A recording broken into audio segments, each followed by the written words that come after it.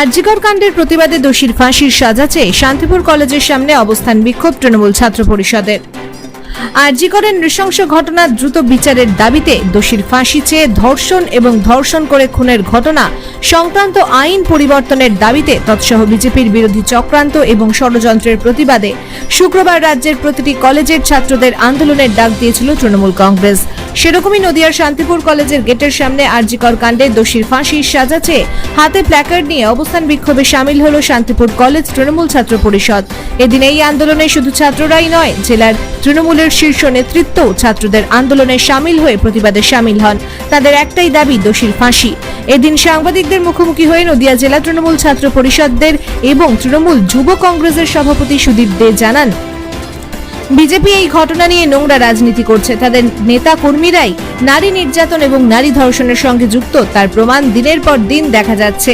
বিজেপির নবান্ন অভিযানের বিষয়ে বলতে গিয়ে তিনি জানান, বিজেপিকে প্রতিরোধ করতে তৃণমূল দলের সকলকে প্রয়োজন নেই, ছাত্র যুবরাই যথেষ্ট তাদের জন্য। অভিষেক বন্দ্যোপাধ্যায় নির্দেশ দিলে বিজেপিকে রুখতে প্রস্তুত তৃণমূল ছাত্র পরিষদ।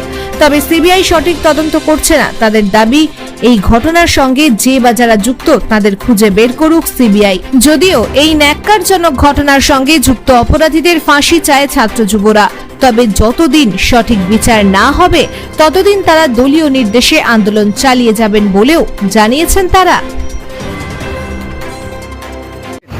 আমরা মূলত চাইছি আজকে নয়, তৃণমূল ছাত্র পরিষদ এবং তৃণমূল কংগ্রেস যেদিনকে এই ঘটনা ঘটেছে তারপর থেকেই রাস্তায় নেমে আন্দোলন করেছে এবং আমাদের একটাই দাবি ছিল, যে বা যারা এই কাণ্ড ঘটিয়েছে তাদেরকে সামনে এনে ফাঁসি দিতে হবে।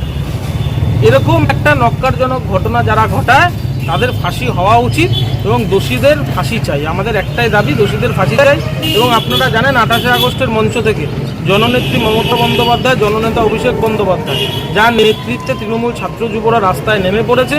অভিষেক বন্দ্যোপাধ্যায় কঠোরভাবে প্রথম দিনই বলেছিল যে যারা এইসব কাণ্ড ঘটায় আইন আরও কড়া হতে হবে, আইন আমাদের আরও কড়া করে যাতে আমাদের বিল পাস, আপনারা দেখবেন আর 7 দিনের মধ্যেই আমাদের বিধানসভায় বিল পাস হবে। বিল পাস হওয়ার পর সেটা রাজ্যপালের কাছে যাবে এবং মমতা বন্দ্যোপাধ্যায় বলেছে যে আইন যাতে কঠোর হয় সেদিকে নজর রেখেই আজকে তৃণমূল ছাত্র পরিষদ শুধু শান্তিপুর শহরে নয়, বিভিন্ন জায়গায় আজকে আন্দোলন করছে প্রতিটা কলেজকে। আমাদের একটাই দাবি যে সিবিআই এতদিন হয়ে গেছে, সিবিআই কি করছে? সিবিআই কেন ধরতে পারছে না কারা যুক্ত রয়েছে? তাহলে আমাকে আজকে ধরে নিতে হবে যে বিজেপি পরিচালিত সিবিআই চাইছে যে আরও চেষ্টা আরও করা, যাতে সাধারণ মানুষের আস্থা উঠে যায়। আমার নাম সুদীপ দে, সভাপতি তৃণমূল ছাত্র পরিষদ, তৃণমূল যুব কংগ্রেস।